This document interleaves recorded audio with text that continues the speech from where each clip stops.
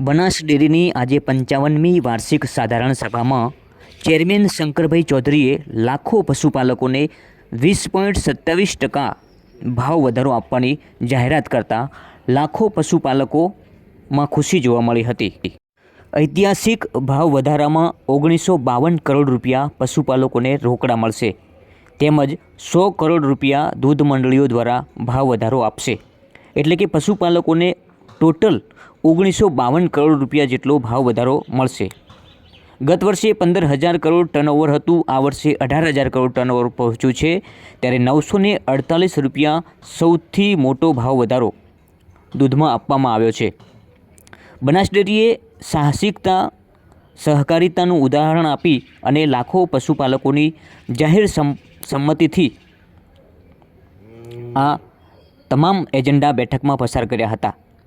પશુપાલકોની ઉત્તરોત્તર પ્રગતિ થાય અને પશુપાલકોનું હિત જળવાય તેવા બનાસ ડેરી પ્રયત્નો કરી રહી છે।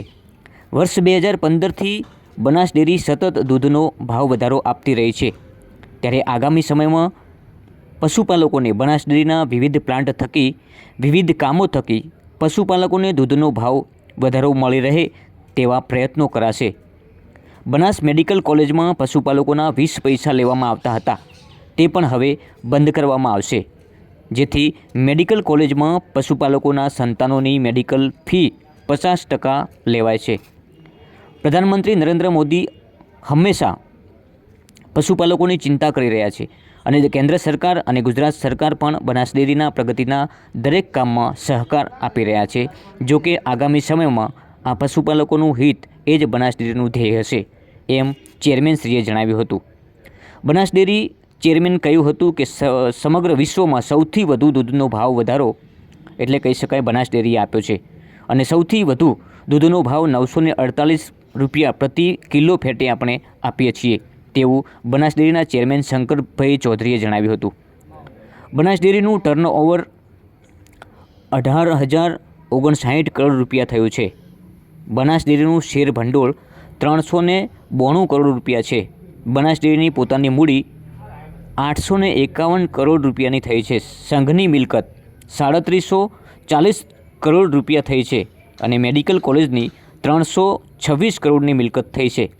પોટેટો પ્લાન્ટ અને હની પ્લાન્ટ પણ ડેરીએ શરૂ કર્યો છે અને બાયો સીએનજી પ્લાન્ટ થકી પણ બનાસ ડેરીએ અનેક સેવાઓ આપી છે। ત્યારે દેશનો સૌથી મોટો ચીઝનો પ્લાન્ટ પણ બનાસ ડેરીએ શરૂ કર્યો છે અને અહીંયા સણાદર ખાતે ચોકલેટનો પણ એક મોટો પ્લાન્ટ કાર્યરત કરાયો છે, જે અલગ અલગ આઈસ્ક્રીમનો પ્લાન્ટ પણ અહીં ઊભો કરવામાં આવ્યો છે। કહી શકાય કે પશુપાલકો માટે આ વર્ષ ખૂબ સારું નીવડશે, એટલે વિક્રમજનક બનાસ ડેરીએ 20.27% જેટલો ભાવ વધારો આપ્યો છે। એટલે કહી શકાય કે આગામી સમયમાં પશુપાલન થકી બનાસ ડેરી હજુ પણ અનેક વિક્રમો સર્જશે તેવું શંકરભાઈ ચૌધરી, જેઓ ડેરીના ચેરમેન છે અને વિધાનસભા ગુજરાતના અધ્યક્ષ છે। હાલમાં જે પ્રકારના દ્રશ્યો સામે આવી રહ્યા છે, જોઈ રહ્યા છો, બનાસ તક ન્યૂઝ નેટવર્ક દ્વારા અનેક પશુપાલક મહિલાઓને સન્માનિત કરાયા છે, અનેકોને ઇનામોની વણઝાર પણ આપી છે।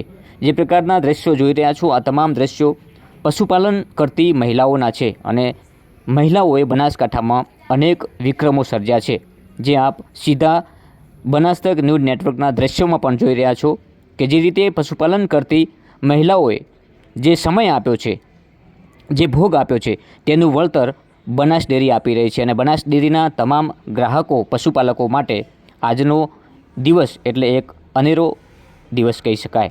વિક્રમજનક ભાવ વધારો ટોટલ 1952 કરોડ રૂપિયા બનાસકાંઠાના પશુપાલકોને મળશે, એટલે વિક્રમજનક કહી શકાય। અત્યાર સુધી ના મળ્યો હોય તેટલો ભાવ વધારો આ વર્ષે પશુપાલન કરતી બહેનોને મળશે અને ખાસ કરીને જે પ્રકારના દ્રશ્યો આપ જોઈ રહ્યા છો, આજે દિયોદરના સણાદર ખાતે બનાસ ડેરીમાં સૌથી પહેલી વાર આ સાધારણ સભા યોજવામાં આવી હતી અને અત્યાર સુધીની આ 55મી સાધારણ સભા હતી અને 25,000થી વધારે પશુપાલકો ત્યાં પહોંચ્યા હતા અને આજની આ સાધારણ સભામાં અનેક મહાનુભાવો પણ પહોંચ્યા હતા। સાથે સાથે સહકારિતાના જે મંત્રી છે જગદીશભાઈ વિશ્વકર્માએ ખૂબ જ સુંદર એક મેસેજ આપ્યો હતો કે હજુ પણ પશુપાલન ક્ષેત્રે ઘણું બધું કામ કરવાનું છે, જેનાથી આપણે હજુ ઘણા પાછળ છીએ.